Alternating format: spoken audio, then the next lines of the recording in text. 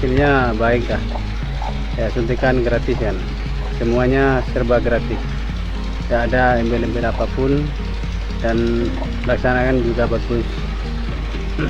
Ya baik Pak, baik.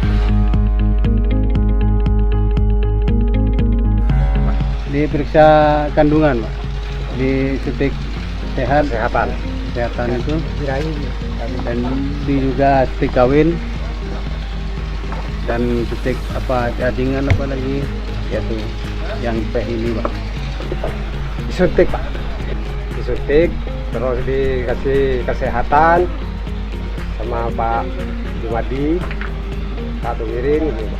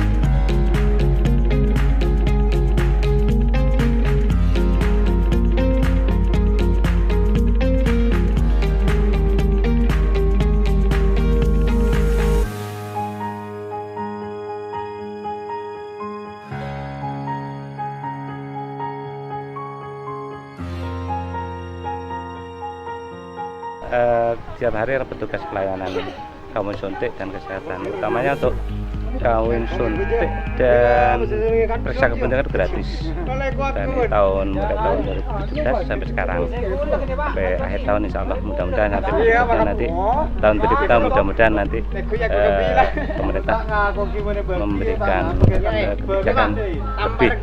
Itu harapan petani ya. Jadi semua itu atas advokasi petani. Jadi kalau pelayanan ini memang pelayanan massal. Jadi semua teman-teman saya kumpulkan di sini untuk melayani dari kesehatan hewan, kesehatan, PKB, IB di Sulawesi Selatan, dan periksa kepentingan.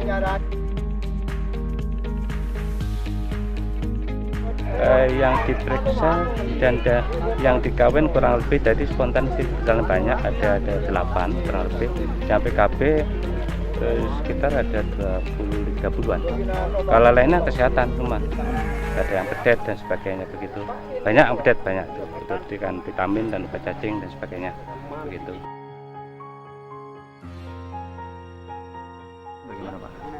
Sementara ini ya saya kira tidak ada, karena pelayanan di sini cukup ya. Ada 3 petugas yang mendampingi petani di sini. Ada saya, Pak Jumadi, dan Pak Hendri.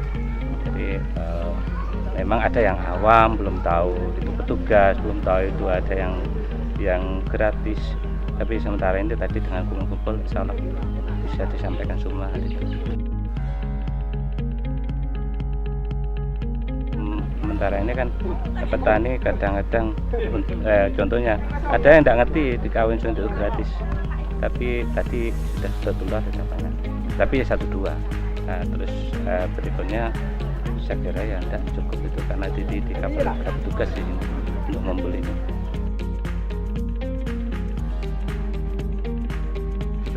Harapannya kan lebih ya, petani itu si harapan petugas itu dapat keuntungan lebih dengan program ini, utamanya kawin suntik dan sebagainya. Yang jelas hasil kawin suntik kan lebih baik daripada kawin alam. Begitu.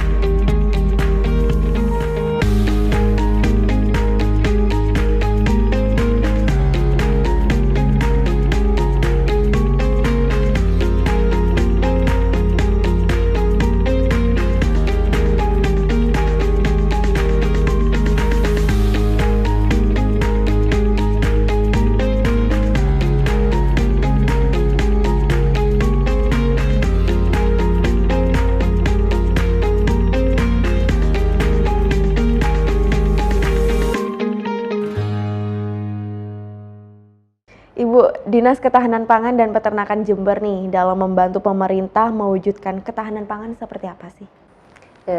Upaya yang dilakukan oleh Dinas Ketahanan Pangan dan Peternakan Kabupaten Jember pertama adalah koordinasi dengan masing-masing instansi terkait dalam yang berhubungan dengan pangan seperti Dinas Tanaman Pangan dan Perkebunan, kemudian Dinas Perikanan. Itu jadi ada di dalamnya ada peningkatan produksi. Jadi peningkatan produksi bisa melalui intensifikasi dan ekstensifikasi. Tapi kalau di Jember yang lebih diutamakan itu intensifikasi, dari ada intensifikasi lahan, kemudian lahan pekarangan juga. Terus kemudian yang dilakukan Dinas Ketahanan Pangan dan juga Peternakan sendiri nih Bu dalam mewujudkan peningkatan itu apa Bu? Jadi ada bantuan bibit sayuran, kemudian ada program KRPL, Rumah Pangan Lestari, ada lumbung pangan. Greenhouse itu juga ya Bu termasuk? Greenhouse ada, biasanya greenhouse dibangun di KRPL, di lokasi KRPL. Ya. Kemudian untuk komoditas utama di Jember nih Bu dalam membantu ketahanan pangan nih ada berapa Bu? Apa ada saja? 4, ada padi, kedelai, jagung, sama kacang tanah. Terus kemudian kalau untuk komoditas unggulannya Bu? Komoditas unggulan ada ubi jalar dan ubi dan ketela. Berarti ada 6 ya Bu? Yang padi tadi apa? Padi, jagung, kedelai, kacang tanah, sama ubi. Iya. Ibu, selain produk beras nih, untuk penunjang kebutuhan pangan, apa saja produk olahan non beras yang ada di Jember nih, Bu? Produk olahan non beras yang di Jember yang paling terkenal itu mokaf, Pak. Mokaf ya. Jadi merupakan kayaknya kiblatnya Jember. Kiblatnya Jember. Kebetulan yang menemukan mokaf juga orang Jember nih, Bu. Nah, itu kan seperti yang kita obrolkan barusan nih, mokaf ditemukan oleh peneliti Jember. Namun apa digunakan di kabupaten atau kota lain, Bu? Kalau kita dengar di masyarakat ya, masyarakat Jember sebenarnya lebih cepat ngadopsi karena itu dari Jember. Jadi masyarakat secara mandiri mengadopsi sehingga kita banyak temukan di masyarakat olahan mokaf. Mokaf. Iya, ada dari kue-kue dari mokaf, kemudian banyaklah yang olahan dari mokaf. Kalau luar Jember ada juga, saya dengar malah pemerintah daerahnya ya yang berarti juga digunakan di kota lain ya, kota Bu? lain. Kemudian sejauh ini sudah berjalan seperti apa sih, Bu? Kalau aneka ragamnya di Jember, aneka ragam pangan dari mokaf sudah banyak sekali. Banyak sekali kita jumpai. Manfaatnya juga pastinya juga akan banyak ya, Bu. Nah, itu apa saja tuh, Bu? Manfaatnya terutama ya untuk petani singkongnya karena dengan adanya pemanfaatan mokaf ini harga singkong tidak rendah dan pemasarannya pasarnya menjadi luas. Nah, sementara itu mokaf kan tadi seperti yang Ibu Hanifah tuturkan bahwasanya mokaf juga didistribusikan atau digunakan di daerah lain atau kabupaten lain. Itu kira-kira ada berapa kota yang juga menggunakan mokaf, Bu? Sudah banyak. Sudah banyak kayaknya. Jawa Timur, Jawa Tengah sudah. Jawa Tengah itu Tegal malah kayaknya lebih awal mengadopsi ini. Juga menjadi bahan pokok ya pastinya.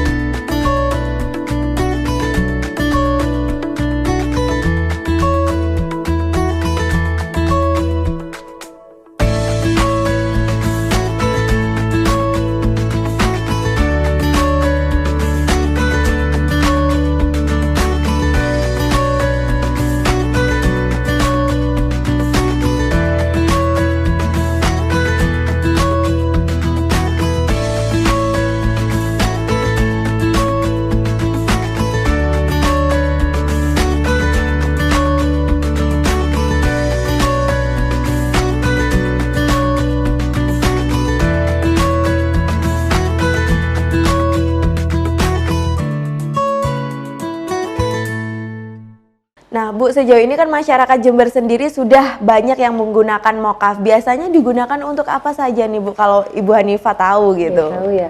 Kalau teman-teman saya di UMKM ya, di ibu-ibu UMKM itu banyak menggunakan mokaf untuk makanan ringan, untuk kue-kue semacam. Jadi dia mengganti terigu. Pengganti terigu. Kemudian ada juga yang buat mie dari mokaf. Yang banyak yaitu tadi makanan ringan. Makanan ringan. Dan pastinya itu hanya dikonsumsi sendiri? Dijual. Atau dijual juga.